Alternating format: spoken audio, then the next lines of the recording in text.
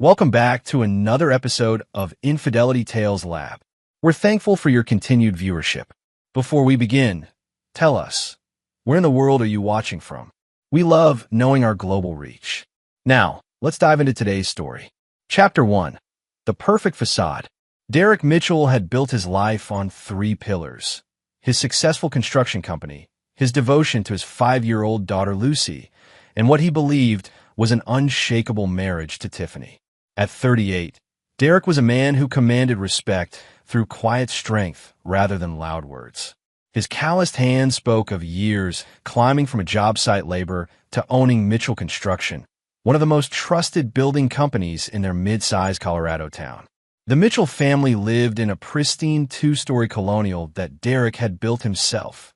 Every beam, every joint crafted with a precision that made him legendary among local contractors. Neighbors often commented on how picture-perfect they seemed. Derek with his steady demeanor and work ethic, Tiffany with her yoga instructor's grace and community volunteer work, and little Lucy with her infectious laugh that could brighten Derek's darkest days. Derek's background was far from privileged. Raised by a single mother who worked 3 jobs, he learned early that trust was earned and betrayal was unforgivable. His mother had been destroyed by his father's abandonment, and Derek swore he'd never put his family through such pain. This conviction shaped every decision he made, from working 18-hour days to ensure financial security, to being present for every school play and bedtime story despite his exhaustion. Tiffany, 28, had entered Derek's life 6 years ago at a charity event where she was coordinating volunteers. Her beauty was undeniable: auburn hair, green eyes, and a smile that seemed to promise everything Derek had never dared to hope for. She came from a middle-class family, but had always craved a lifestyle beyond her means. Derek's growing success offered her the security and status she desired, though she was careful never to reveal this motivation. Their courtship was swift, and Derek was completely captivated. Tiffany played the role of devoted partner perfectly, supporting his business ventures and eventually becoming pregnant with Lucy. Derek proposed the day he learned about the pregnancy, overwhelmed with joy at the prospect of the family he'd always wanted. But beneath Tiffany's polished exterior lurked a calculating mind and an insatiable need for excitement. Derek's predictable nature and increasing focus on work left her feeling trapped in a life that appeared perfect but felt suffocating. She began seeking thrills elsewhere, first through expensive shopping sprees funded by Derek's hard-earned money, then through increasingly risky behaviors. The evening before the hospital visit, Derek had returned home from a particularly challenging project, a commercial development that required his personal oversight. He found Tiffany in their bedroom, hastily closing her laptop and smiling too brightly. "How was your day?" she asked, moving to kiss his cheek with an enthusiasm that seemed forced. "Long," Derek replied, loosening his tie. "But the Riverside project is finally on track." "Where's Lucy?" "She's been feeling a bit under the weather. I put her to bed early." Tiffany's voice carried a note Derek couldn't quite identify, something between concern and nervousness. Derek frowned, immediately heading toward Lucy's room. He found his daughter sleeping fitfully, her small face flushed and warm to the touch. "Has she seen a doctor?" "It's just a little bug," Tiffany said quickly, appearing behind him. "I've been monitoring her temperature. These things pass." Derek's protective instincts flared, but he trusted Tiffany's judgment. She was Lucy's mother, after all, and spent more time with her than he did. Still, something nagged at him as he watched his daughter's restless sleep. The next morning brought the rash, angry red welts across Lucy's arms and torso that seemed to have appeared overnight. Derek's calm demeanor cracked as he saw his daughter's discomfort. "We're going to the hospital," he declared, already reaching for his keys. Tiffany hesitated for just a moment, a pause so brief Derek almost missed it. "Maybe we should call her pediatrician first." "Now, Tiffany." Derek's voice carried the steel that made construction workers jump to attention. His daughter's welfare was not up for debate. The drive to Mercy General was tense. Lucy whimpered in her car seat, while Tiffany sat rigidly in the passenger's seat, her knuckles white as she gripped her purse. Derek's mind raced through possibilities: allergic reactions, viral infections, anything that could explain the sudden onset of symptoms. At the hospital, Derek carried Lucy through the emergency room doors, his heart pounding as he approached the reception desk. The nurse took one look at the distressed child and immediately called for a doctor. Dr. Raymond Mills, a veteran pediatrician with 25 years of experience, emerged within minutes. Derek had never met the man, but something about his kind eyes and gentle manner with Lucy immediately put him at ease. "Let's get this little one examined," Dr. Mills said, leading them to a private room. As Derek gently placed Lucy on the examination table, he noticed Dr. Mills' expression change subtly when he looked at Tiffany. The doctor's professional smile seemed to falter for just an instant, replaced by something Derek couldn't quite read. Recognition? Concern? Before Derek could analyze it further, Dr. Mills was focused entirely on Lucy, his hands gentle as he examined the rash. "When did this start?" Dr. Mills asked, his voice carefully neutral. "This morning," Derek replied immediately. "She was warm last night, but the rash just appeared." Dr. Mills glanced at Tiffany, who stood near the door with her arms crossed. "Have there been any changes in diet, new detergents, any medications?" "Nothing," Derek said firmly. "We're very careful about what she's exposed to." The examination continued in relative silence, but Derek began to notice small details that hadn't registered before. Dr. Mills asked Tiffany several pointed questions about Lucy's recent activities, questions that seemed to make his wife increasingly uncomfortable. When the doctor requested a few minutes alone with Lucy to complete some tests, Tiffany was quick to suggest they both wait outside. "Actually," Dr. Mills said carefully, "it would be helpful if one parent could stay. Sometimes children are more comfortable with a familiar presence during procedures." Derek immediately volunteered, but something in Dr. Mills' tone suggested this wasn't optional for Tiffany. "Mrs. Mitchell, there are some forms at the nurse's station that need your attention. Insurance verification and such." After Tiffany reluctantly left, Dr. Mills' entire demeanor shifted. His movements became more deliberate, his examination more thorough. He spoke softly to Lucy, distracting her with gentle questions about her favorite toys, while carefully documenting every mark on her small body. Derek watched, a growing unease settling in his stomach as he observed the doctor's methodical approach. This wasn't a routine examination for a simple rash. Dr. Mills was looking for something specific. 20 minutes later, Dr. Mills completed his examination and called for additional tests. "I want to run some blood work," he explained to Derek, "just to rule out any underlying causes." As they waited for Tiffany to return, Dr. Mills seemed to struggle with an internal decision. He glanced toward the door multiple times before finally speaking in a voice barely above a whisper. "Mr. Mitchell, I need to ask you something, and I need you to be completely honest. Has Lucy had any similar episodes recently? Any unexplained illnesses or symptoms?" Derek thought carefully. Over the past few months, Lucy had indeed seemed to have more than her share of minor ailments, stomach bugs, headaches, unusual fatigue. Tiffany had always been quick to explain them away, and Derek had attributed them to the normal childhood illnesses that came with starting kindergarten. "There have been a few things," Derek admitted slowly, "but nothing serious. My wife handles most of the day-to-day health issues since I'm at work." Dr. Mills nodded grimly, as if Derek's answer confirmed something he'd suspected. The door opened, and Tiffany returned with the paperwork, her expression carefully composed, but her eyes darting between Derek and the doctor. "How is she?" Tiffany asked, moving to stroke Lucy's hair with a tenderness that seemed almost performative. "We're running some additional tests," Dr. Mills replied carefully. "I'll have the results within an hour."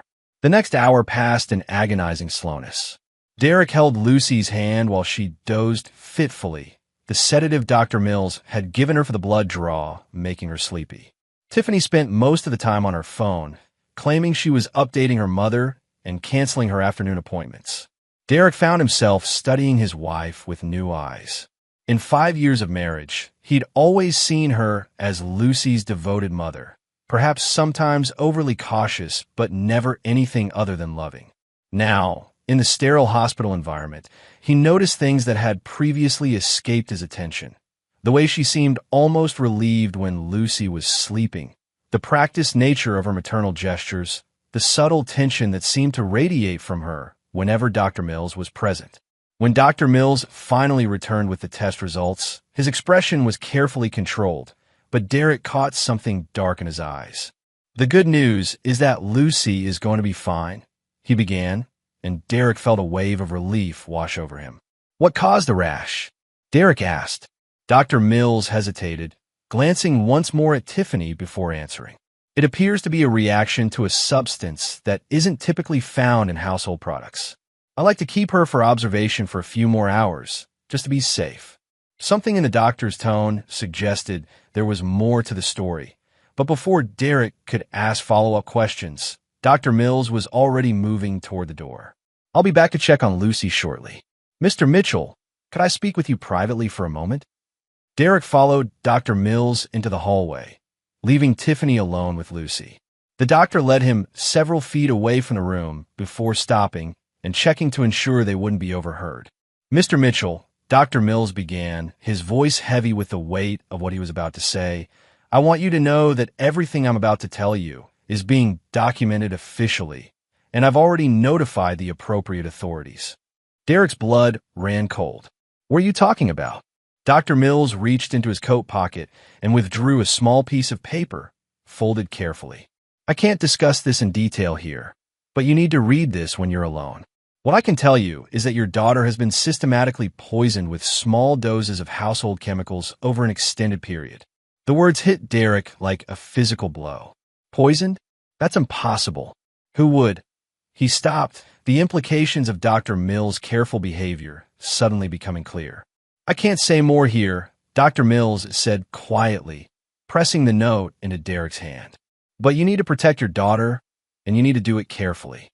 Don't let on that you know anything until you've read what I've written and taken appropriate action."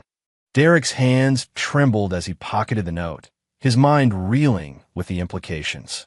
His daughter, his innocent, beautiful daughter, had been intentionally harmed. And if Dr. Mills' behavior was any indication, the person responsible was someone close to home. As Derek walked back toward Lucy's room, his vision seemed to narrow to a tunnel. Every instinct he possessed screamed for immediate action, for confrontation, for justice. But Dr. Mills' warning echoed in his mind. He needed to be careful, strategic. His daughter's safety depended on his next moves. Through the small window in the door, he could see Tiffany sitting beside Lucy's bed, her hand gently stroking their daughter's hair. To any observer, she would have appeared to be the picture of maternal concern. But Derek was no longer any observer. He was a father who had just learned that someone had been systematically harming his child. The note in his pocket felt like it weighed 1,000 pounds as Derek prepared to return to the room and face whatever truth Dr. Mills had documented. His life, as he had known it for the past 5 years, was about to change forever. Chapter 2. The Unthinkable Truth. Derek forced his expression into careful neutrality as he re-entered Lucy's room. Tiffany looked up at him with what appeared to be genuine concern, her green eyes searching his face for information about the doctor's prognosis. "What did Dr. Mills say?" she asked, her voice carrying just the right note of maternal anxiety. "He wants to keep her for observation," Derek replied carefully, settling into the chair on the opposite side of Lucy's bed. Standard precaution with these types of reactions. Tiffany nodded, seemingly satisfied with this explanation. "Poor baby," she murmured, leaning down to kiss Lucy's forehead. "At least she's sleeping comfortably now." Derek watched this display of maternal affection with new eyes, Dr. Mills' words echoing in his mind. Systematically poisoned. The phrase seemed impossible, incomprehensible. Yet as he observed Tiffany's behavior, he began to notice subtleties that had previously escaped his attention. The way her concern seemed almost theatrical, the practiced nature of her gentle touches, the subtle relief in her posture now that Lucy was sedated. "I should call work," Derek said, standing abruptly. "Let them know I won't be in for the rest of the day." "Good idea," Tiffany agreed quickly. "I'll stay with Lucy." Derek stepped into the hallway, his heart pounding as he moved toward the restroom Dr. Mills had indicated with a subtle gesture. Once inside, He locked the door and pulled out the folded note with shaking hands. Dr. Mill's handwriting was precise, urgent. Mr. Mitchell, I've treated your daughter 3 times in the past 4 months under your wife's name at different urgent care centers. Each time, Lucy presented with symptoms consistent with low-level chemical poisoning, specifically cleaning agents that contain ammonia and bleach compounds. Today's blood work confirms chronic exposure. Your wife claimed you were working and couldn't accompany them to these visits. The pattern, combined with your wife's inconsistent explanations and her reaction when she saw me today, suggests deliberate administration. I've contacted CPS and the police. Protect your daughter. Act normally until authorities can intervene safely. Your wife cannot know you're aware. Dr. R. Mills. Derek's legs gave out, and he slumped against the bathroom wall as the full horror of the situation hit him. His wife, the woman he'd trusted with their daughter's life, had been slowly poisoning Lucy. The unexplained illnesses, the times Tiffany had insisted on handling doctor visits alone, the way she always seemed to have ready explanations for Lucy's symptoms, it all made sickening sense now. The note trembled in Derek's hands as rage unlike anything he'd ever experienced coursed through his veins. This wasn't just betrayal. This was attempted murder of his child. Every protective instinct he possessed screamed for immediate action, but Dr. Mill's warning echoed in his mind. He had to be smart, had to protect Lucy above all else. Derek forced himself to breathe slowly, to think through the implications. If Tiffany had been poisoning Lucy, there had to be a reason. People didn't harm children without motivation, especially not their own children. What could she possibly gain from making Lucy sick? As Derek splashed cold water on his face, trying to regain his composure, fragments of memory began forming a disturbing pattern. Tiffany's increasing frustration with her quiet life, her complaints about Derek's long work hours, her recent mood swings, and secretive behavior. And then there were the financial irregularities he'd noticed. Credit card charges she'd explain away, cash withdrawals that seemed excessive for household expenses. A horrifying possibility began to take shape in Derek's mind. What if Lucy's illnesses weren't random acts of cruelty, but part of a larger plan? What if Tiffany was deliberately making Lucy sick to create a pattern of Derek's absence during medical emergencies, painting him as an uninvolved father? In a custody battle, such evidence could be devastating. Derek's phone buzzed with a text message, jolting him from his dark thoughts. The message was from an unknown number. Police are en route. Return to room. Act normal. Detective Rodriguez will identify herself discreetly. Dr. Mills had moved quickly. Derek deleted the message and returned to Lucy's room, where he found Tiffany scrolling through her phone while Lucy continued to sleep peacefully. Work understanding? Tiffany asked without looking up. Of course, Derek replied, settling back into his chair. Family comes first. Tiffany smiled at this, expression that would have warmed Derek's heart just hours earlier, but now made his skin crawl. How many times had she smiled at him while planning to harm their daughter? How long had she been living this double life? I've been thinking, Tiffany said casually, maybe we should consider getting Lucy a more thorough evaluation. These little illnesses seem to be happening more frequently.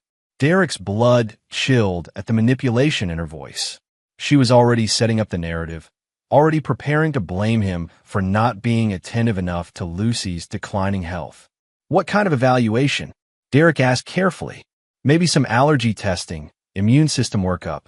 Sometimes children have underlying conditions that don't present obviously. Tiffany's tone was reasonable, concerned. The perfect worried mother seeking answers for her child's mysterious ailments. Before Derek could respond, there was a soft knock on the door. A woman in her 40s with kind eyes and a professional demeanor entered the room. She wore civilian clothes, but carried herself with the unmistakable bearing of law enforcement. Mr. and Mrs. Mitchell? I'm Detective Rodriguez. Dr. Mills asked me to stop by and check on Lucy's progress. Derek felt a surge of relief at the detective's arrival, though he was careful not to let it show. Tiffany looked puzzled but not alarmed. Exactly the reaction of an innocent person being visited by police in a hospital setting. Is this about the rash? Tiffany asked. Surely this isn't a police matter. Detective Rodriguez smiled warmly. Not exactly. Dr. Mills is very thorough in his documentation, and when we see certain patterns in pediatric cases, we like to follow up. It's mostly paperwork, but I do need to ask a few routine questions. What followed was a masterclass in careful interrogation. Detective Rodriguez asked seemingly innocent questions about Lucy's medical history, her daily routine, who had access to her food and drinks, what cleaning products were used in the home. Derek watched Tiffany answer with what appeared to be complete honesty, her responses painting the picture of a devoted mother dealing with a child prone to minor illnesses. But Derek now knew what to listen for, and he caught the subtle inconsistencies in Tiffany's timeline, the way she downplayed certain symptoms while emphasizing others, the almost imperceptible tension that crept into her voice when discussing specific incidents. Mrs. Mitchell, Detective Rodriguez said casually, Dr. Mills mentioned that you've brought Lucy to urgent care several times recently. Has she been having more health issues than usual? Tiffany's pause was barely noticeable. She started kindergarten this year. You know how it is. Kids pick up everything when they're first exposed to classroom environments. Of course, Detective Rodriguez agreed. And you've been handling most of these medical visits? Derek works such long hours, Tiffany explained, reaching over to touch his hand in a gesture of support. I try to handle the day-to-day stuff so he can focus on providing for us. Derek felt sick at her touch, at the way she so effortlessly played the role of supportive wife while systematically destroying their family. He wanted to pull his hand away, to confront her with what he now knew, but Dr. Mills' warnings held him in check. Detective Rodriguez made notes on a small pad, her expression remaining neutral throughout the questioning. I think that covers everything for now. Dr. Mills should have Lucy's final test results soon, and then you can probably take her home. After Detective Rodriguez left, Derek found himself alone with Tiffany and Lucy once again. The silence in the room felt oppressive, loaded with unspoken truths and hidden agendas. Derek studied his wife's profile as she gazed down at their sleeping daughter, trying to reconcile the woman he'd loved for 5 years with a monster Dr. Mills had revealed her to be. Derek, Tiffany's voice interrupted his dark thoughts. You seem tense. Is everything okay? The question was so loaded with irony that Derek almost laughed. Everything was decidedly not okay. His wife was a would-be child killer. His daughter had been systematically poisoned, and his entire life had been revealed as an elaborate deception. But instead of saying any of this, Derek forced a tired smile. Just worried about Lucy, he said, which was at least partially true. Tiffany nodded sympathetically. She's going to be fine. Kids are resilient. The casual way she dismissed Lucy's suffering made Derek's hands clench into fists. He had to get out of the room before he said or did something that would compromise the investigation. I'm going to grab some coffee, he announced, standing abruptly. Want anything? I'm fine, Tiffany replied, already turning her attention back to her phone. Derek made his way to the hospital cafeteria, his mind racing with questions and implications. Who was Tiffany really? What had driven her to poison their daughter?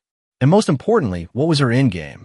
As he sat alone with his untouched coffee, Derek's phone buzzed with another message from the unknown number. Need to meet. Parking garage, level 3, southeast corner. Come alone. Derek deleted the message and made his way to the designated location, where he found Detective Rodriguez waiting beside an unmarked sedan. Her friendly demeanor from the hospital room had been replaced by grim professionalism. Mr. Mitchell, she began without preamble. We need to talk about what happens next. Your wife is going to be arrested, but we need to do this carefully to ensure Lucy's safety and preserve the evidence we've gathered. Derek nodded, still struggling to process the reality of the situation. What evidence? Dr. Mills documented everything. Lucy's symptoms, the timeline of her visits, the blood work showing chronic exposure to household chemicals. We've also been in contact with the other urgent care facilities your wife visited. The pattern is clear and consistent. But why? Derek asked, the question that had been tearing at him since reading Dr. Mills' note. Why would she do this to Lucy? Detective Rodriguez's expression darkened. We believe your wife has been building a case for full custody of Lucy. By establishing a pattern of your absence during medical emergencies and documenting Lucy's declining health in your care, she was creating evidence that you're an unfit father. The pieces clicked into place with sickening clarity. Derek thought about the credit card statements he'd questioned, the cash withdrawals, Tiffany's secretive phone calls. She's been planning to leave me. We think so, yes. And she wanted to make sure she could take Lucy and potentially secure significant alimony and child support payments. Detective Rodriguez paused. There's something else, Mr. Mitchell. We have reason to believe your wife hasn't been acting alone. Derek's blood turned to ice. What do you mean? Security cameras at one of the urgent care facilities caught your wife meeting with a man in the parking lot after one of Lucy's appointments.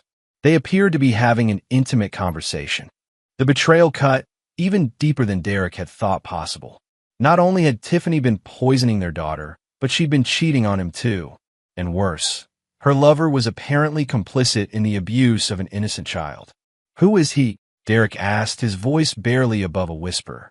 We're still working on identification, but we'll know soon. Detective Rodriguez studied Derek's face carefully. I need you to understand something, Mr. Mitchell. What your wife has done is unspeakable, but the law will handle her punishment. You cannot take matters into your own hands. Derek nodded, but behind his careful expression, something cold and calculating was taking root. The law might handle Tiffany's punishment, but Derek was beginning to form his own ideas about justice. Some betrayals were too deep, too fundamental, to be resolved through conventional means. As Derek returned to the hospital room where his poisoned daughter slept and his treacherous wife waited, he began to understand that his life had been divided into two distinct periods, before he learned the truth and after. The man he had been, trusting, forgiving, willing to see the best in people, was gone forever. In his place was someone harder, someone who understood that some people forfeited their right to mercy when they harmed innocent children. And Derek Mitchell was about to become very creative in his interpretation of justice. Chapter 3. The Web of Deception. Derek returned to Lucy's room with his expression carefully controlled, but internally, everything had changed. The knowledge that Tiffany wasn't acting alone had transformed his heartbreak into something far more dangerous. A cold, calculating rage that demanded not just justice, but complete and total retribution. Lucy was beginning to stir, her small eyelids fluttering as the sedative wore off. Derek immediately moved to her side, taking her tiny hand in his much larger one. Daddy. Lucy's voice was small and confused. I'm here, sweetheart, Derek said softly, his voice catching slightly as he looked at his innocent daughter, the victim of a scheme so twisted he was still struggling to comprehend it. Tiffany rose from her chair and moved to Lucy's other side, her performance of maternal concern flawless. How are you feeling, baby? Tired, Lucy murmured, then looked around the unfamiliar hospital room with growing awareness. Why am I here? You had a little rash, honey, Tiffany explained gently. The doctors wanted to make sure you're okay. Derek watched this exchange with new eyes, noting how easily Tiffany lied to their daughter, how practiced her deception had become. How long had she been living this double life? How many lies had she told him over the years? Dr. Mills appeared in the doorway, his expression professionally neutral, but his eyes holding a weight that Derek now understood. How's our patient doing? Much better, Derek replied, squeezing Lucy's hand gently. When can we take her home? The final test results look good, Dr. Mills said carefully. I'd like to see her back in my office in a few days for a follow-up, but she should be fine to go home tonight. Derek caught the subtle emphasis on my office. Dr. Mills was ensuring continued monitoring of Lucy's condition, creating a documented trail that would be crucial for the legal case against Tiffany. As Dr. Mills completed his final examination of Lucy, Derek's phone buzzed with a text from his foreman at the construction site. Emergency with the Riverside project. Need you here ASAP. Under normal circumstances, Derek would have explained that he needed to stay with his sick daughter. But these weren't normal circumstances, and Derek suddenly realized this might be an opportunity to learn more about Tiffany's secret life. I have to run to the site for about an hour, Derek announced, watching Tiffany's reaction carefully. There's an emergency with the Riverside project.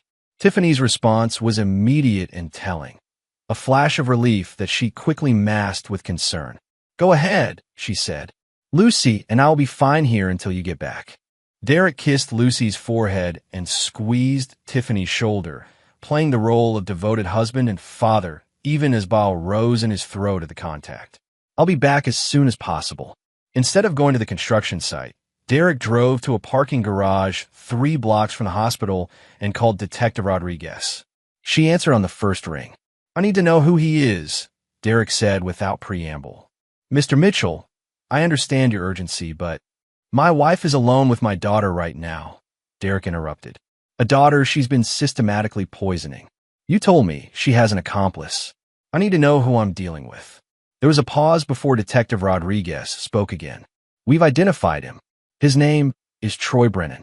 He's a personal trainer at Zenith Fitness, the gym your wife belongs to. Derek closed his eyes, pieces of the puzzle falling into place. Tiffany had joined Zenith Fitness 8 months ago, claiming she needed a new fitness routine to combat stress. She'd been going 3 times a week, always during Lucy's school hours, always when Derek was at work. How long have they been involved? Security footage suggests at least 6 months. Mr. Mitchell, we're moving to arrest your wife tonight, after Lucy is safely home and in bed. We need you to act normally until then. Derek ended the call and sat in his truck, his hands gripping the steering wheel as he processed this new information. Troy Brennan. The name meant nothing to him, but this stranger had participated in a plot to poison Derek's daughter. The violation felt even more profound, not just his wife's betrayal, but the involvement of an outsider in his family's destruction. Derek's mind began working through possibilities, scenarios, plans. The police would arrest Tiffany and probably Troy as well. They'd be charged, tried, and sentenced. Justice would be served through the legal system. But Derek was beginning to understand that legal justice might not be enough. Some crimes transcended what courts and judges could address. Some betrayals demanded a more personal response. Derek returned to the hospital to find Lucy sitting up in bed, looking much more like herself. The rash had faded considerably, and her color was returning to normal. Dr. Mills was completing discharge paperwork while Tiffany packed Lucy's few belongings. Feeling better, sweetheart? Derek asked, lifting Lucy into his arms. Much better, Daddy. Can we go home now? Absolutely, Derek said, carrying her toward the door while Tiffany gathered the rest of their things. The drive home was surreal. Lucy chattered about the nice nurses and the magic medicine that made her feel better, while Tiffany maintained her performance of relieved motherhood. Derek responded appropriately to both of them, while his mind raced with dark possibilities. At home, Derek carried Lucy upstairs for a bath while Tiffany went to the kitchen to prepare dinner. As Derek helped Lucy wash off the hospital smell, he found himself studying every inch of her small body, looking for other signs of abuse he might have missed. The thought that he'd failed to protect her from the person who should have loved her most was almost unbearable. Daddy, you look sad, Lucy observed as Derek helped her into her pajamas. Derek forced a smile. Just tired, baby. It's been a long day. Mommy says I get sick because my body isn't very strong, Lucy said matter-of-factly. But Dr. Mills said I'm actually very healthy. Derek's blood chilled at this casual revelation. Even at 5 years old, Lucy was beginning to notice inconsistencies in the stories she'd been told. How much psychological damage had Tiffany's deception already caused? Dr. Mills is right, Derek said carefully. You're a very healthy little girl. After tucking Lucy into bed with extra hugs and kisses, Derek returned downstairs to find Tiffany cleaning up the kitchen. She looked up at him with a smile that had once melted his heart, but now made his stomach turn. She seems completely back to normal, Tiffany said, drying her hands on a dish towel. Kids bounce back so quickly. Derek nodded, leaning against the kitchen counter as he studied his wife. She was beautiful, he had to admit. Even knowing what he now knew about her, he could understand how he'd been so completely fooled.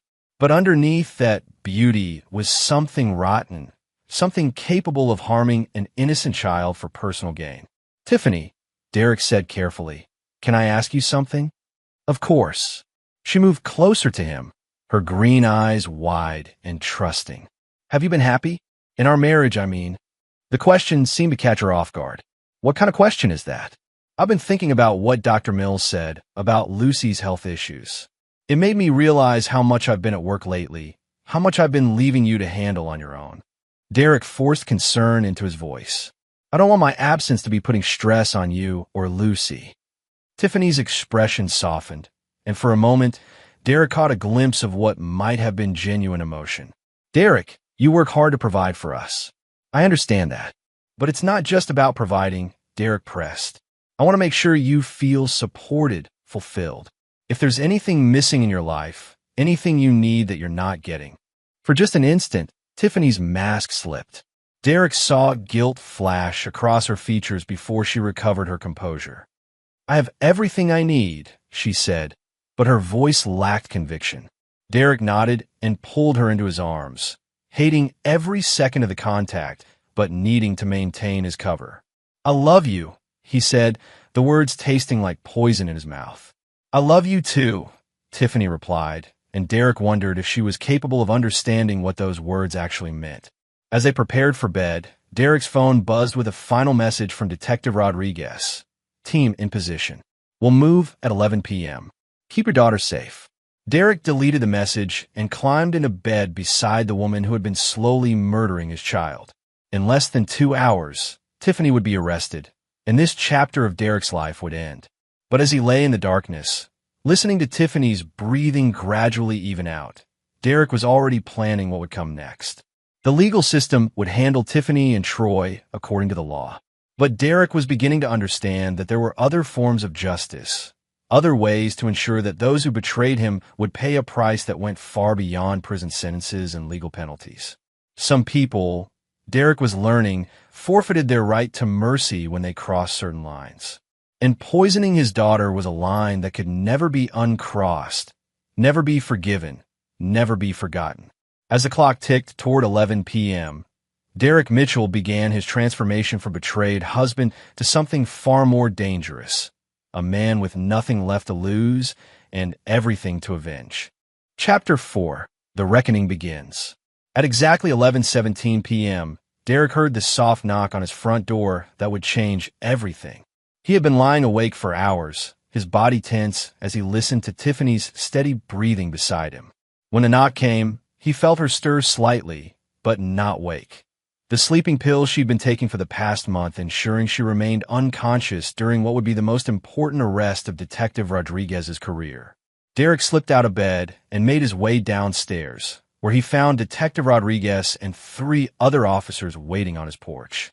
Their expressions were grim but determined, and Derek could see the gravity of the situation reflected in their eyes.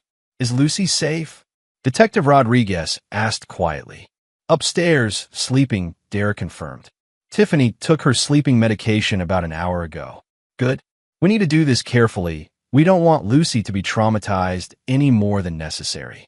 Derek led the officers upstairs, his heart pounding as they approached the bedroom where his wife lay sleeping, unaware that her carefully constructed web of lies was about to collapse around her.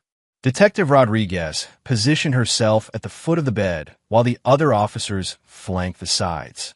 Tiffany Mitchell, Detective Rodriguez said in a clear, authoritative voice. Wake up. You're under arrest.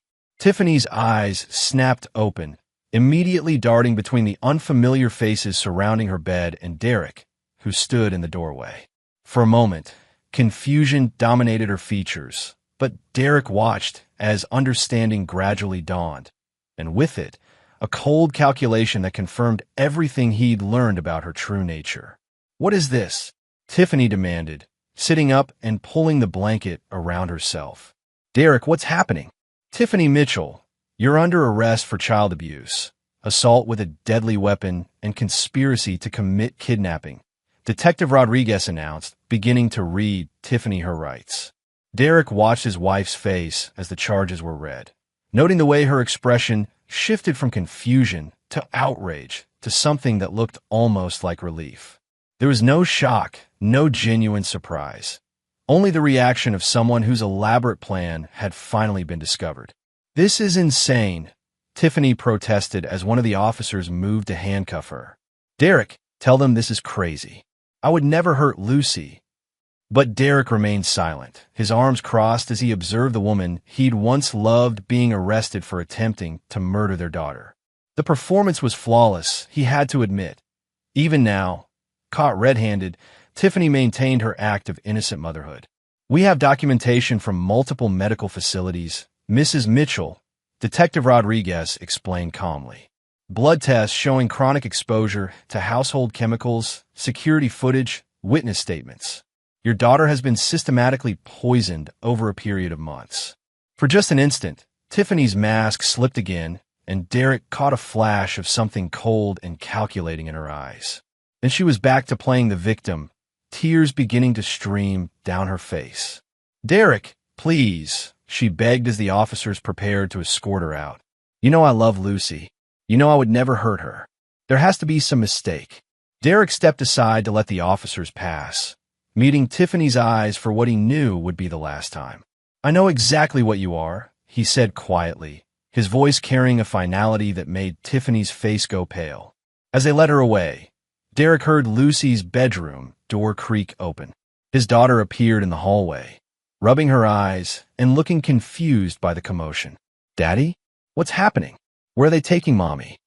Derek knelt down and gathered Lucy into his arms, his heart breaking at the innocence in her voice. How do you explain to a 5-year-old that her mother had been slowly poisoning her? How do you help a child understand that level of betrayal? "Mommy had to go away for a while, sweetheart," Derek said carefully. "But you're safe now. I'm going to make sure you're always safe." Lucy buried her face against Derek's shoulder, and he felt her small body trembling. Whether from confusion, fear, or some instinctive understanding of what had transpired, Derek couldn't tell. But he held her tightly, making silent promises about the protection and justice he would provide. Detective Rodriguez approached after the other officers had left with Tiffany. "We'll need Lucy to be examined by a specialist, someone who works with children who've been abused. It's important for the case, but also for her psychological well-being." Derek nodded, still holding Lucy close. "What happens now?" "Tiffany will be arraigned in the morning. Bail is unlikely given the nature of the charges and the ongoing danger to Lucy." Rodriguez paused. "There's something else, Mr. Mitchell. We arrested Troy Brennan an hour ago at his apartment. He had detailed records of his meetings with your wife, including plans for how they intended to frame you as an unfit father." Derek's grip on Lucy tightened involuntarily. "Plans, financial records, custody research, even consultation notes from a divorce attorney." Rodriguez's expression darkened. "They've been planning this for months, Mr. Mitchell. The poisoning was just one part of a larger scheme to destroy your reputation and take everything you've worked for." After Detective Rodriguez left, Derek carried Lucy back to her room and tucked her into bed. As he sat beside her, stroking her hair until she fell back asleep, Derek's mind began working through the implications of what he'd learned. Tiffany and Troy hadn't just betrayed him. They'd orchestrated an elaborate plan to steal his daughter, his business, his entire life. The legal system would punish them according to the law. But Derek was beginning to understand that legal punishment might not be sufficient for crimes this personal, this devastating. Some betrayals demanded a more creative response. Over the next few days, as Derek navigated the initial chaos of Tiffany's arrest and Lucy's medical evaluations, he began to research Troy Brennan with the same methodical precision he brought to his construction projects. What Derek discovered painted a picture of a man who had made predatory behavior his livelihood. Troy was 32, a former amateur bodybuilder who had transitioned into personal training when injuries ended his competitive career.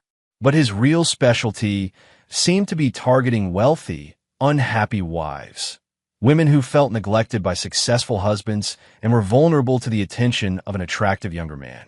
Through careful investigation, Derek learned that Tiffany wasn't Troy's first victim. Over the past 5 years, Troy had been involved with at least 3 other married women, each relationship ending when the women left their husbands and provided Troy with substantial financial benefits. In one case, A woman had divorced her husband and signed over half her settlement to Troy before he disappeared from her life entirely. The pattern was clear. Troy identified vulnerable targets, seduced them, convinced them their marriages were loveless prisons, then helped them extract maximum financial benefit from their divorces before moving on to his next victim. But with Tiffany, the plan had escalated to include child abuse, a line that transformed Troy from a sophisticated con artist into something far more dangerous. Derek's research also revealed something else. Troy had significant financial debts, gambling problems, and a lifestyle that required constant infusions of cash. The scheme with Tiffany wasn't just about romance. It was about survival. Troy needed the money Derek's destruction would provide. As Derek pieced together the full scope of their betrayal, his anger evolved into something colder and more focused. Both Tiffany and Troy had made calculated decisions to destroy his family for personal gain. They had put Lucy's life at risk for money and convenience. Such choices, Derek decided, carried consequences that extended far beyond legal punishment. Derek began to formulate a plan, not for revenge, exactly, but for justice of a more personal and comprehensive nature. The legal system would handle their crimes according to established law, but Derek would ensure they paid a price that reflected the true cost of their betrayals. He started by quietly transferring assets, protecting his business interests, and securing Lucy's future. If Tiffany and Troy had planned to destroy his financial life, Derek would make sure they discovered what real financial destruction looked like. But more than money was at stake. Derek's reputation, his relationship with his daughter, his ability to trust anyone again, all of these had been damaged by their scheme. The price for that damage would be paid in full, with interest, over a timeline of Derek's choosing. As Derek tucked Lucy into bed each night and saw the confusion in her innocent eyes, as he dealt with the whispers and stares from neighbors who had heard about Tiffany's arrest, as he struggled to explain to Lucy why Mommy couldn't come home, Derek's resolve hardened into something unbreakable. Some people, he was learning, forfeited their right to mercy when they crossed certain lines. And Derek Mitchell was about to become very creative in showing them exactly what consequences looked like when designed by someone who understood both patience and precision. The legal reckoning had begun, but Derek's personal form of justice was just getting started. Chapter 5. The Art of Destruction. 3 weeks after Tiffany's arrest, Derek stood in the courtroom and watched his wife plead not guilty to all charges. She wore an orange jumpsuit that made her skin look sallow, and her once perfect hair hung limp around her shoulders.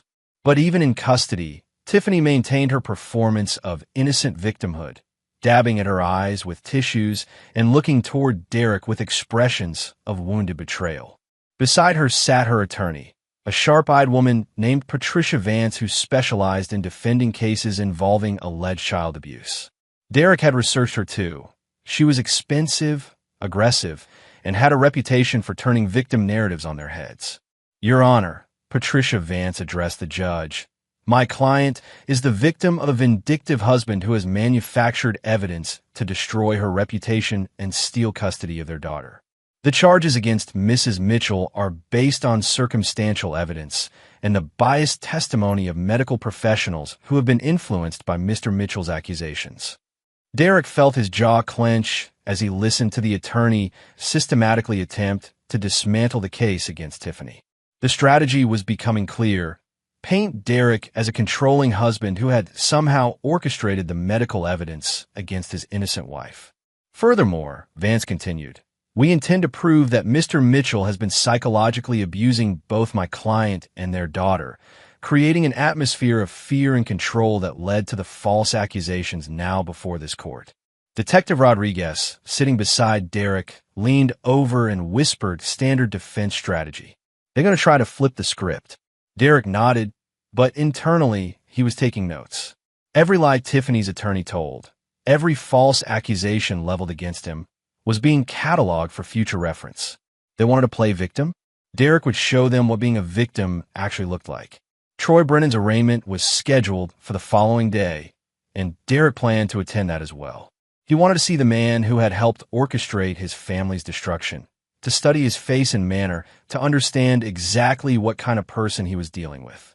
When Derek did get his first look at Troy in person, he was struck by how ordinary the man appeared. Tall and muscular, certainly, with the kind of artificial charm that probably worked well on lonely housewives, but nothing that suggested the calculating predator Derek knew him to be. Troy's attorney was cut from the same cloth as Tiffany's, expensive, aggressive, and completely uninterested in the truth. He painted Troy as an innocent personal trainer who had been seduced by a manipulative client, a victim of Tiffany's schemes rather than a co-conspirator. My client had no knowledge of Mrs. Mitchell's alleged actions toward her daughter, Troy's attorney argued. He was led to believe that her marriage was abusive and that she was seeking a legitimate divorce. Any assistance he provided was based on false information provided by Mrs. Mitchell herself. Derek almost admired the strategy. Pit the co-conspirators against each other. Let them destroy each other's credibility while maintaining their individual innocence. It was sophisticated, professional, and exactly the kind of legal maneuvering Derek had expected. But Derek had been preparing for this possibility. Over the past 3 weeks, while caring for Lucy and managing his business, he had also been conducting his own investigation into both Tiffany and Troy's backgrounds. What he discovered would have surprised their attorneys.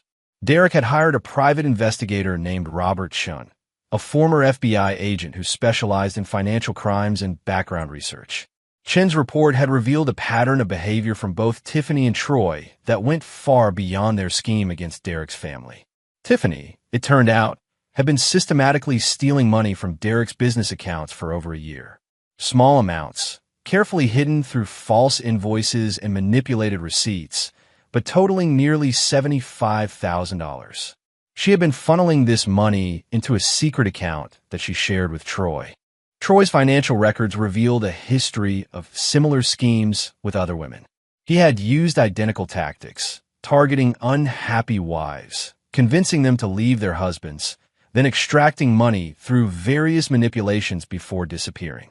In 3 previous cases, the women had been left financially and emotionally devastated while Troy moved on to his next target. But Derek's investigation had gone deeper than financial records.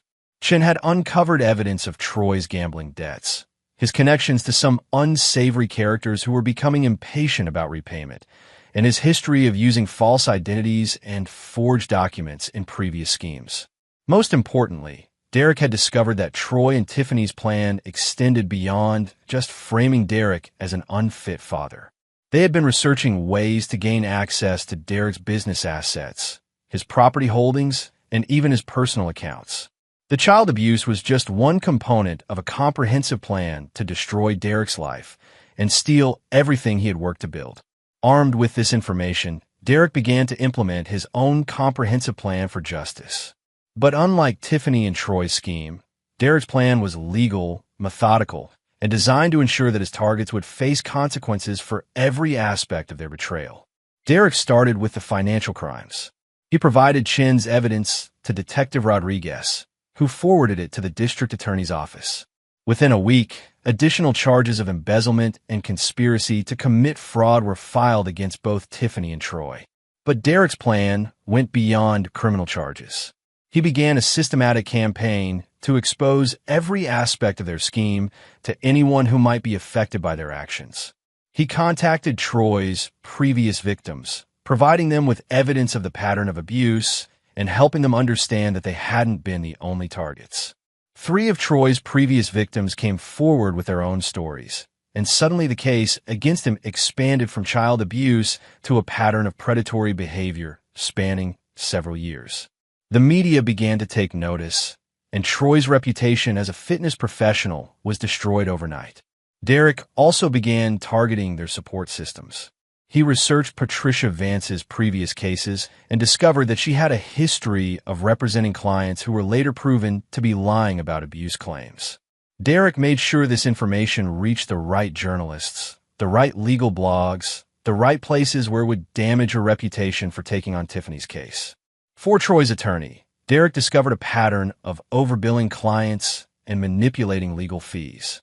Anonymous tips to the State Bar Association resulted in an investigation that would eventually lead to sanctions and suspension. But Derek's most creative efforts were directed at their personal lives.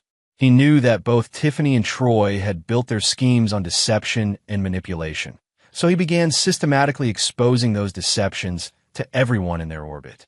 Derek contacted every member of Tiffany's yoga class and book club, providing them with court documents that showed the extent of her lies. He reached out to Troy's clients at the gym, letting them know about his arrest and the charges against him. He made sure that every friend, acquaintance, and professional contact understood exactly what kind of people they had been associating with. The social consequences were swift and devastating. Tiffany's friends abandoned her, unwilling to be associated with someone who had poisoned a child. Troy's clients canceled their training sessions and demanded refunds. Their reputations were systematically destroyed, piece by piece, relationship by relationship. Derek also used his position in the community to maximum effect. As a successful business owner and respected member of the local Chamber of Commerce, Derek had connections throughout the area. He made sure that everyone understood not just what Tiffany and Troy had done, but the calculated, premeditated nature of their scheme.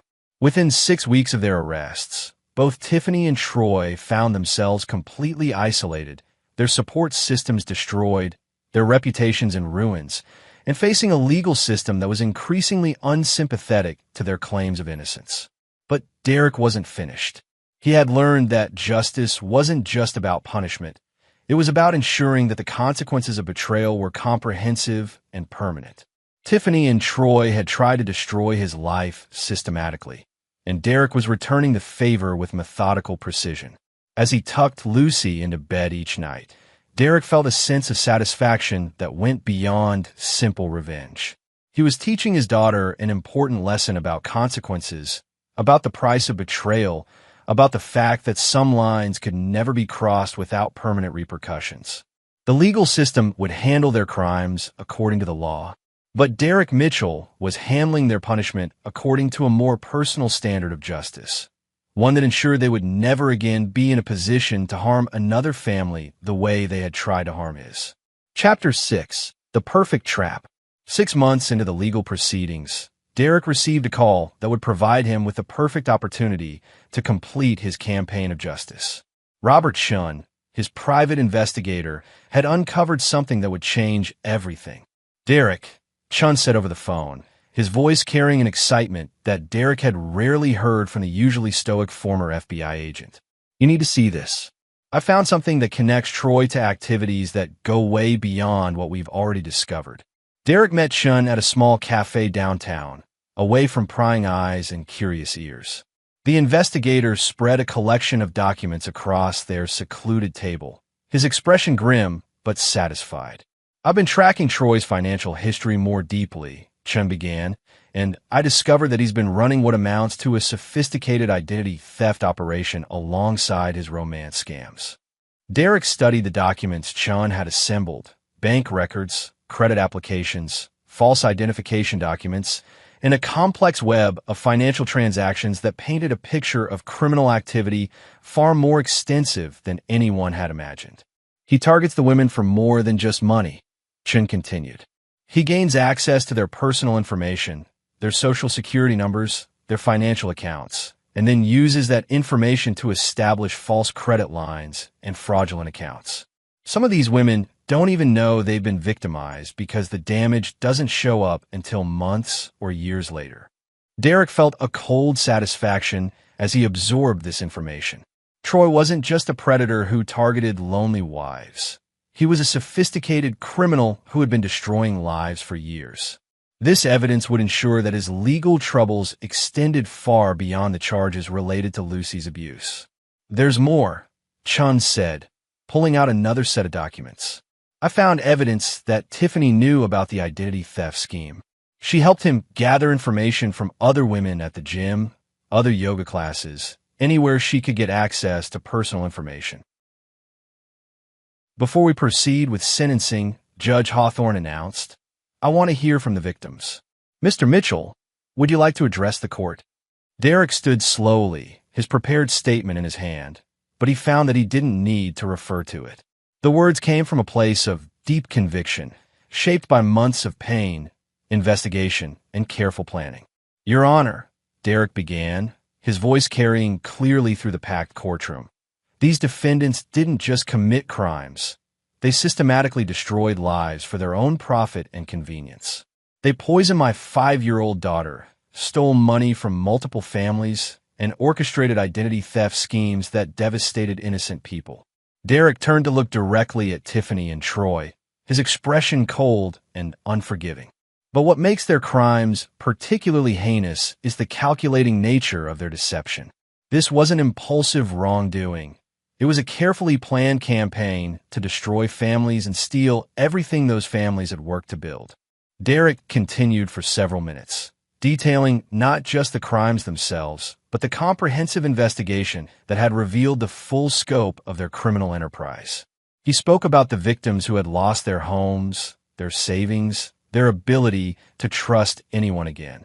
These defendants have forfeited any right to mercy or forgiveness, Derek concluded.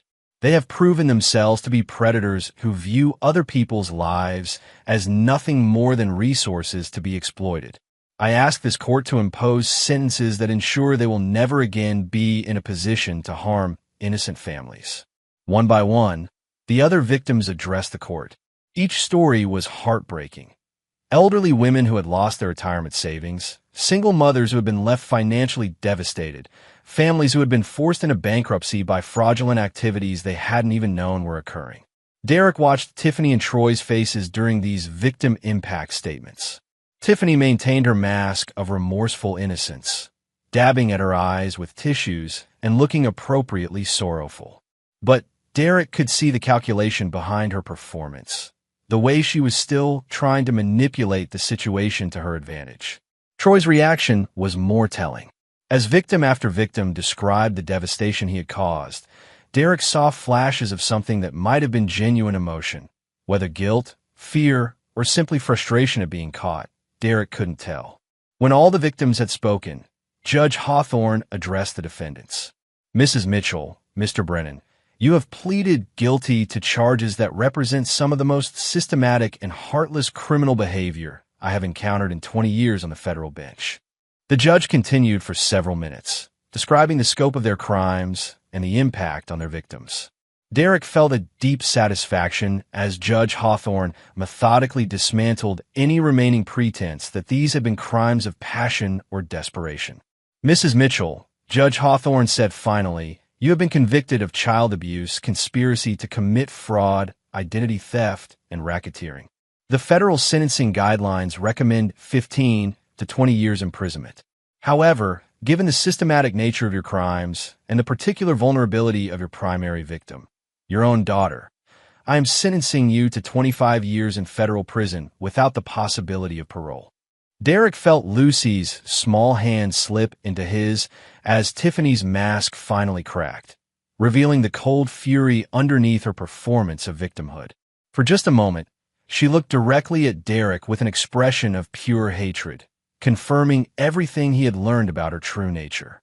Mr. Brennan, Judge Hawthorne continued, your role as the architect of these schemes makes you even more culpable. You targeted vulnerable women, gained their trust, and then systematically destroyed their lives for financial gain. You bear responsibility not just for your own actions, but for enabling and directing Mrs. Mitchell's abuse of her daughter.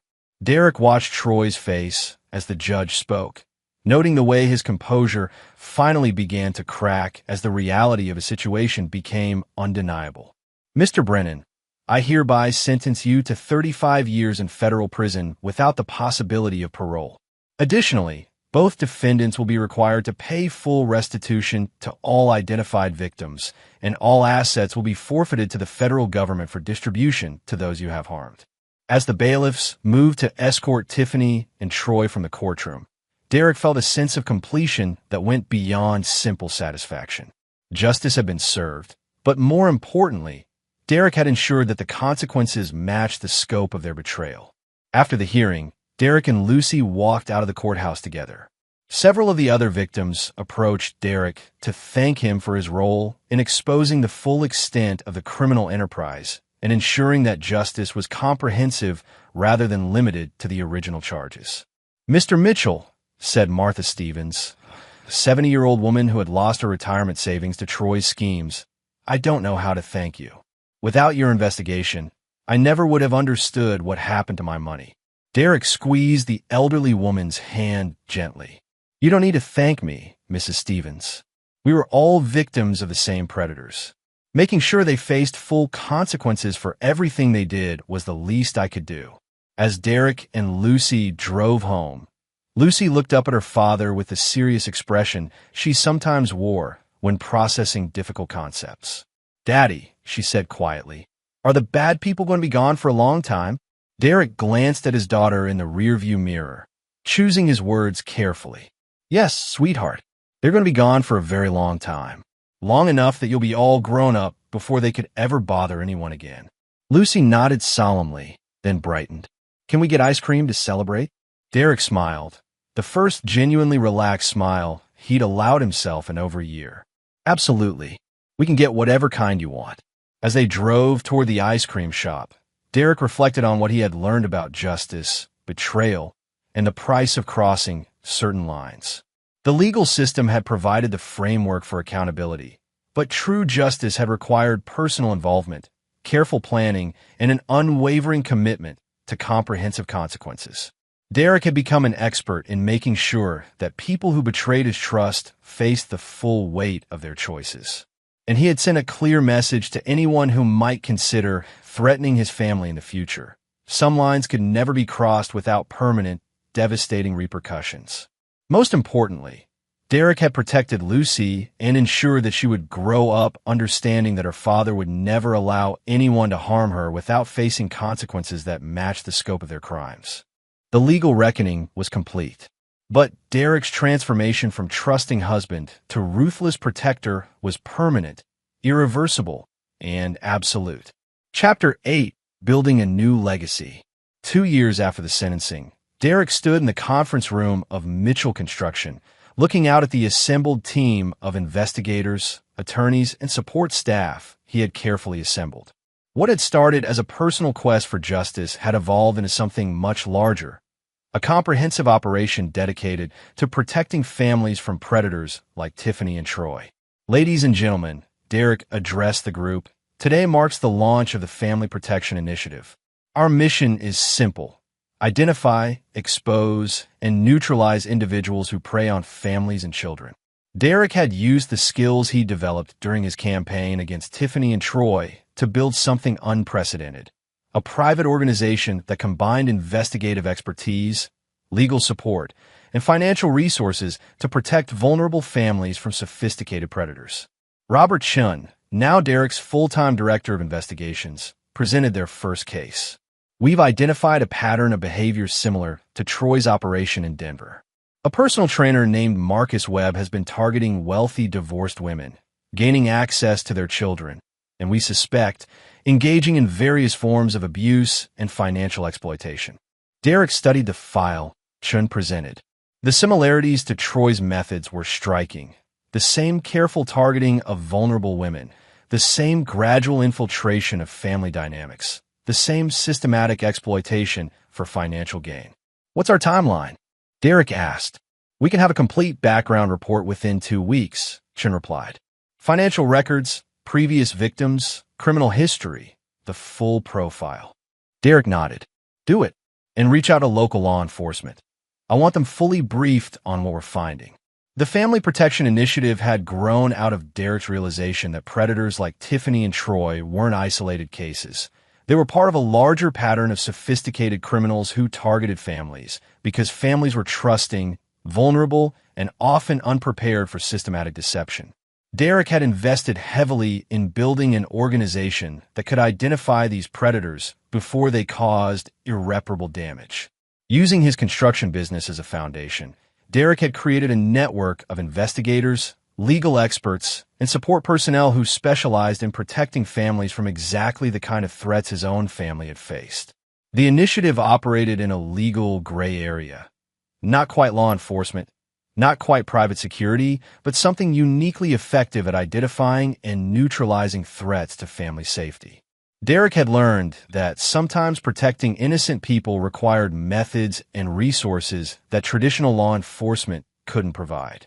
Lucy, now 7 years old, had blossomed in the years since Tiffany's imprisonment. Derek had arranged for the best possible counseling and support, and his daughter showed no lasting psychological damage from her mother's abuse. More importantly, Lucy was growing up understanding that her father would go to any lengths to protect her, a lesson Derek considered invaluable. "Daddy," Lucy had asked him just a week before, "why do some people try to hurt families?" Derek had thought carefully before answering. "Because some people think only about themselves, sweetheart. They don't care about other people's feelings or safety. That's why it's important to be very careful about who we trust."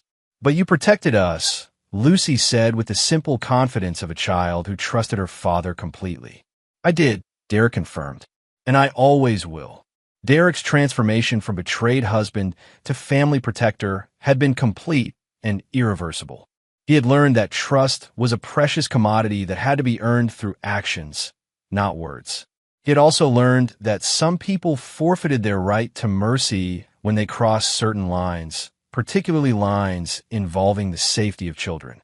The Family Protection Initiative's second case involved a woman named Dr. Sarah Kim, a pediatrician who had been systematically over-medicating children in her care to increase billing and create artificial medical crises that she then solved to enhance her reputation.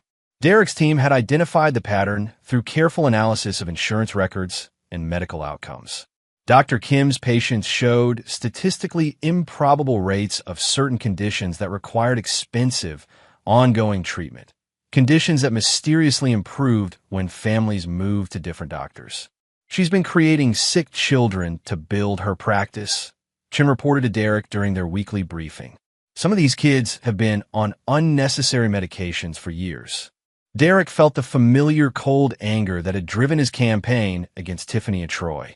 Adults who harmed children for personal gain represented the worst form of betrayal, a violation of the most fundamental trust between protector and protected. "What do we need to stop her?" Derek asked. "We need more evidence to convince law enforcement," Chin replied. "Medical fraud is complex, and prosecutors want ironclad cases before they move against licensed physicians." Derek nodded grimly. "Then we get them ironclad evidence, whatever it takes." Over the following months, Derek's team conducted one of the most thorough investigations in the initiative's history. They documented every suspicious case, interviewed former patients and families, and built a comprehensive picture of Dr. Kim's systematic abuse of her position. The investigation revealed that Dr. Kim had been harming children for over 5 years, affecting more than 200 families. Some children had suffered permanent damage from unnecessary medications and procedures. Others had been psychologically traumatized by constant medical interventions they didn't need. When Derek's team finally presented their evidence to federal prosecutors, the case was so thorough and compelling that arrests were made within a week. Dr. Kim was charged with medical fraud, child abuse, and racketeering, charges that would result in decades in prison and the complete destruction of her medical career. But Derek's satisfaction came not just from stopping Dr. Kim, but from the broader implications of the initiative's work. Word was spreading through professional networks that families now had protection against predators who might target them. The mere existence of the Family Protection Initiative was serving as a deterrent to those who might consider exploiting vulnerable families. Derek had also begun working with law enforcement agencies to share information and coordinate investigations. His resources and investigative capabilities complemented official law enforcement efforts, creating a more comprehensive approach to protecting families from sophisticated predators. "Mr. Mitchell," Detective Rodriguez said during one of their regular meetings, "what you've built here is remarkable. We're identifying and stopping predators that might have operated for years without detection." Derek nodded, but his expression remained focused. "It's not enough to just stop them," he replied. "We have to make sure the consequences are so severe that others won't consider following in their footsteps." Derek's approach to justice had evolved beyond simple punishment to include comprehensive deterrence. Every case the initiative handled was documented and publicized to ensure that potential predators understood the level of scrutiny and consequences they would face if they targeted families. The message was clear: families were no longer soft targets. They now had protection that combined investigative expertise, legal resources, and an unwavering commitment to ensuring that those who harmed children and families face consequences that match the scope of their crimes. As Derek reviewed the initiative's growing caseload, he reflected on how his personal tragedy had been transformed into something that protected countless other families. Tiffany and Troy's betrayal had created something they never could have anticipated: a man who understood both the methods predators used and the resources needed to stop them. Derek Mitchell had become the kind of protector he wished had existed when his own family was under attack. And he was just getting started. Chapter 9. The Protector's Legacy. 5 years after Tiffany's sentencing, Derek stood before the annual conference of the National Association of Family Protection Organizations, an umbrella group that had grown out of the success of his own initiative. What had started as a personal quest for justice had evolved into a nationwide movement dedicated to protecting families from predators. When I first discovered that my wife had been systematically poisoning our daughter, Derek told the assembled audience of investigators, attorneys, law enforcement officials, and victim advocates, I thought I was dealing with an isolated tragedy. I had no idea that we were actually confronting a much larger problem: sophisticated predators who target families because families are trusting, vulnerable, and often unprepared for systematic deception. Derek's opening remarks were followed by presentations from teams across the country who had adopted his methods and philosophy.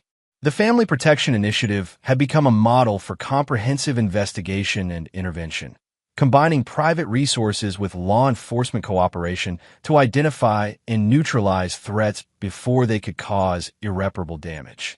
In the 5 years since Tiffany's arrest, Derek's organization had been involved in exposing and stopping over 50 predators. Teachers who abused their positions to harm students, coaches who exploited young athletes, medical professionals who overtreated children for financial gain, and romance scammers who targeted single parents. The variety of threats was staggering, but the patterns were consistent. The key insight, Derek explained to his audience, is that predators rely on isolation and secrecy. They depend on families being too trusting, too overwhelmed, or too intimidated to investigate suspicious behavior. When we provide families with professional investigative support and legal resources, predators lose their primary advantages. Derek's presentation included case studies that demonstrated the evolution of his methods. The Dr. Kim case had led to the development of medical oversight protocols that helped identify suspicious patterns in pediatric care. The Marcus Webb investigation in Denver had resulted in new screening procedures for fitness and recreational programs involving children. But Derek's most significant achievement was the creation of a network that allowed information sharing between family protection organizations across the country. Predators who might have operated successfully by moving between jurisdictions or targeting isolated families now faced coordinated investigation and intervention. We've learned that protecting families requires more than just catching criminals after they've committed crimes, Derek continued.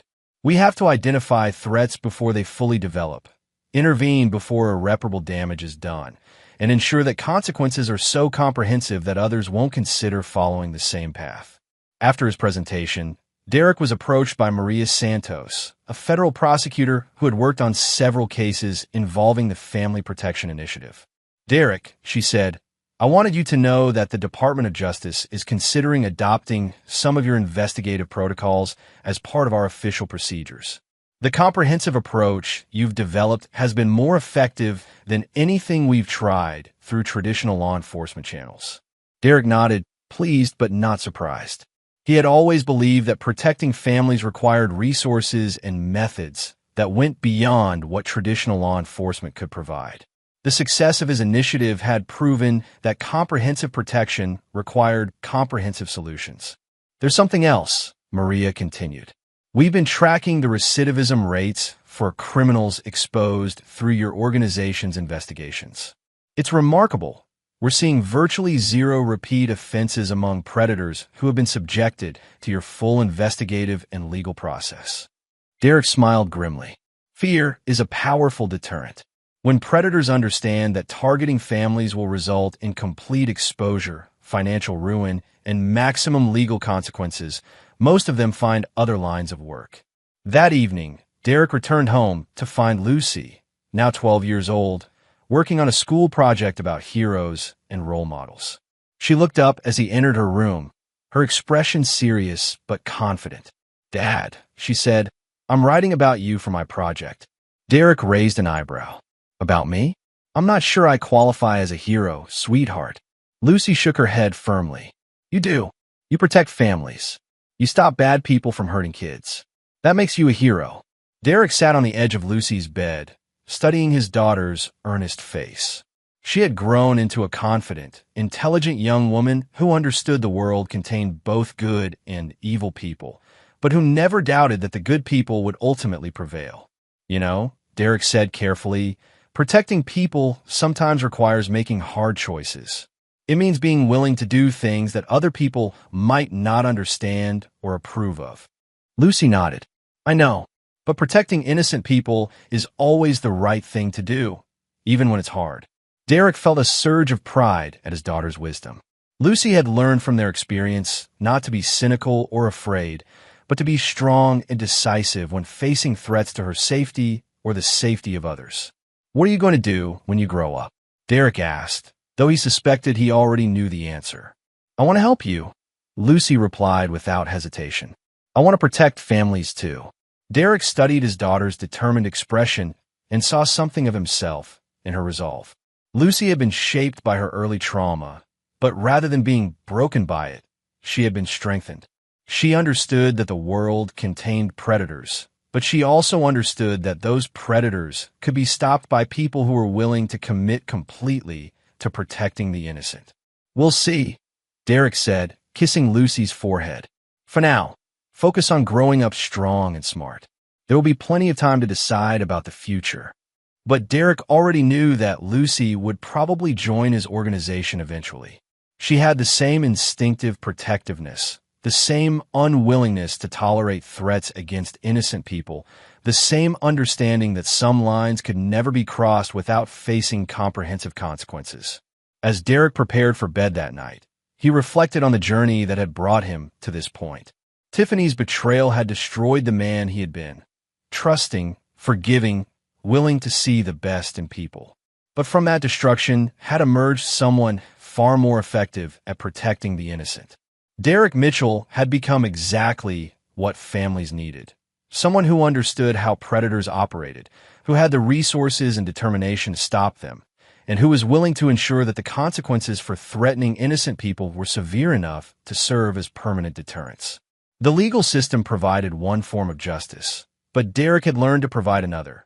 Comprehensive, personal, and designed to ensure that betrayal carried a price that extended far beyond prison sentences and fines.